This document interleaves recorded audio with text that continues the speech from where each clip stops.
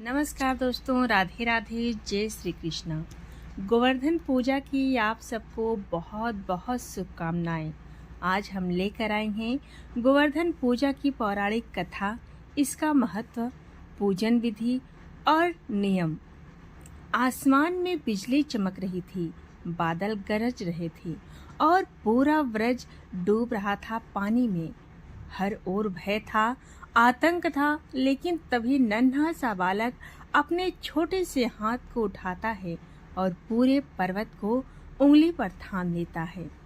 हाँ, वही बालक जिसने इंद्र के अभिमान को चूर चूर कर दिया, वही जिसने दुनिया को सिखाया सच्ची पूजा देवताओं की नहीं, प्रकृति और गौ माता की सेवा है। आज हम उसी दिव्य क्षण की याद में मनाते हैं गोवर्धन जी की पूजा, क्योंकि ये सिर्फ एक पर्व नहीं, यह कृतज्ञता का पर्व है। उस धरती के लिए जो हमें अन्न देती है, उन गायों के लिए जो हमें पोषण देती है, और उस भगवान के लिए जो हर संकट में अपने भक्तों का गोवर्धन बनकर रक्षा करता है। आइए सबसे पहले जानते हैं गोवर्धन पूजा क्यों की जाती है।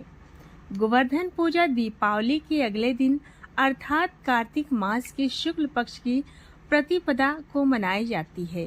ये दिन भगवान श्री कृष्ण द्वारा इंद्रदेव के अहंकार को तोड़ने और गोवर्धन पर्वत की पूजा करने की स्मृति में मनाया जाता है।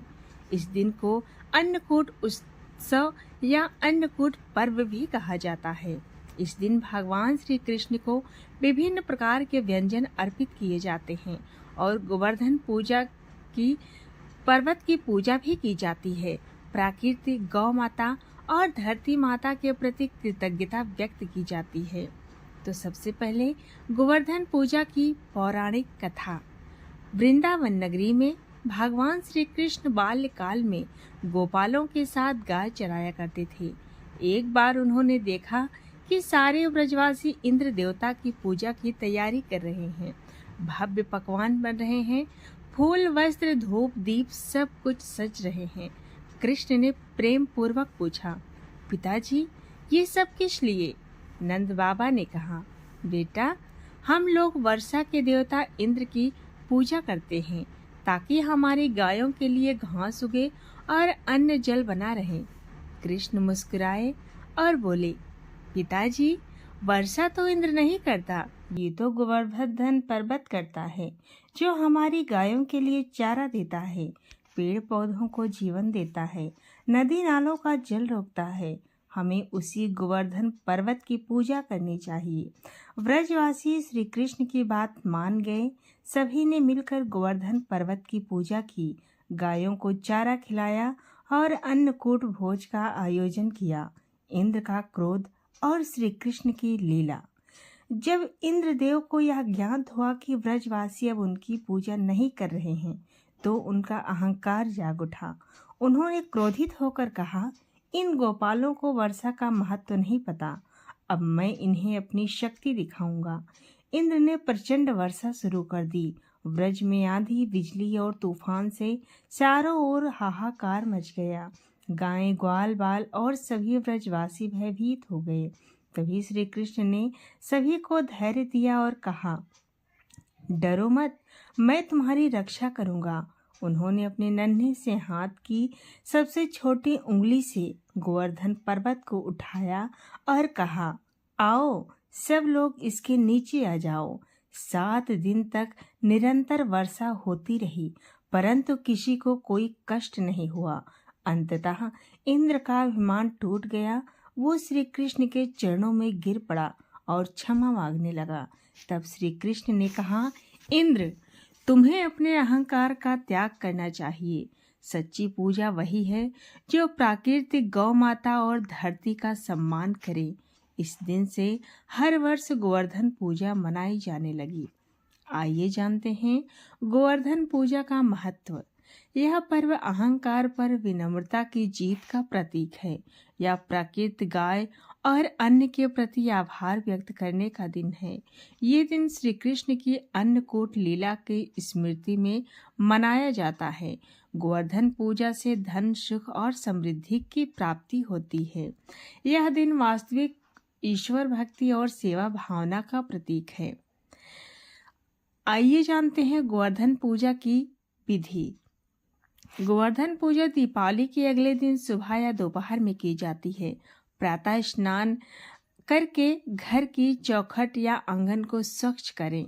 पूजन सामग्री: गाय के गोबर से गोवर्धन पर्वत का आकार बनाएं।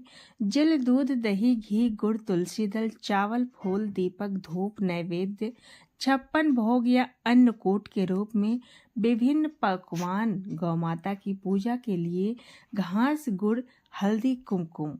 पूजन विधि: गोवर्धन पर्वत की प्रतीक मूर्ति बनाएं। गाय के गोबर से पर्वत का आकार बनाकर उसमें पेड़, गाय, ग्वाल, बाल आदि के रूप में बनाएं। उस पर रोली, अक्षत, फूल, जल, दूध, दही, घी अर्पित करें। श्री कृष्ण गोवर्धन धारी की जय के जयकारे लगाएं। गायों की पूजा करें, उन्हें गुड़ और हरा चारा खिलाएं। अन्नकूट तैयार करें। विभिन्न प्रकार के पकवान जैसे पूड़ी, कड़ी, चावल, मिठाई, सब्जियां बनाएं। इन सब को श्री कृष्ण को अर्पित करें। पूजा के बाद परिवार, मित्रों और पशुओं के साथ अन्नकूट प्रसाद ग्रहण करें। गोवर्धन पूजा के दिन क्या नहीं करना चाहिए? इस दिन झूठ नहीं बोलना चाहिए। क्रोध करना या विवाद करना अशुभ माना जाता है। मांस, मदिरा और तामसिक भोजन का त्याग करना चाहिए। किसी भी प्रकार का दान पुण्य बिना स्नान के नहीं करना चाहिए। गाय, गोबर या धरती का अपमान न करें। इस दिन इंद्र पूजा या अन्य देवता की अलग पूजा न करें। केवल गोवर्धन, गौ माता और श्री कृष्ण की ही पूजा करें। दोस्तों, गोवर्धन पूजा से जुड़ी कुछ मान्यताएं हैं। ऐसा माना जाता है कि इस दिन गोवर्धन पर्वत की परिक्रमा करने से व्यक्ति को असीम पुण्य का प्राप्त होता है। जो व्यक्ति श्रद्धा से गोवर्धन पूजा करता है उसके घर में कभी अन्न की कमी नहीं रहती। यह दिन संपन्नता, सुख और परिवार की एकता का प्रतीक माना जाता है। अन्नकूट का आध्यात्मिक अर्थ: अन्नकूट का मतलब है अन्न का पर्वत। यह प्रतीक है ईश्वर की असीम कृपा और हमारे जीवन में भौतिक सुखों की प्रचुरता। श्री कृष्ण को 56 भोग अर्पित करने का तात्पर्य ये है कि मनुष्य अपने हर स्वाद, हर इंद्रिय, हर कर्म को भगवान को समर्पित कर दे। गोवर्धन पूजा हमें ये सिखाती है कि ईश्वर की सच्ची भक्ति वही है जो प्रकृति, पशु और मानव तीनों के प्रति समान प्रेम रखे। इस दिन हमें अहंकार छोड़कर सेवा, विनम्रता और कृतज्ञता को अपनाना चाहिए। जैसे श्री कृष्ण ने ब्रजवासियों को बचाया, वैसे ही वे आज भी अपने भक्तों की रक्षा करते हैं। गोवर्धन पूजा का मंत्र: गोवर्धन धारिणीं वंदे गोप गोप्यः समन्वितम् इंद्रारिष्ट विनाशाय कृपाया यह कृतोत्तमम्। गोवर्धन पूजा से वर्ष भर सुख, शांति और अन्न संपन्नता मिलती है। घर में धन और गौ लक्ष्मी का आगमन होता है। प्रकृति के प्रति सम्मान और कृतज्ञता का भाव जागृत होता है। जब जब मनुष्य अपने अहंकार में ईश्वर को भूलता है तब प्रकृति उसे आईने दिखाती है। लेकिन जब वही मनुष्य भक्ति, सेवा और कृतज्ञता का मार्ग अपनाता है तब ईश्वर स्वयं उसका गोवर्धन बनकर खड़ा हो जाता है।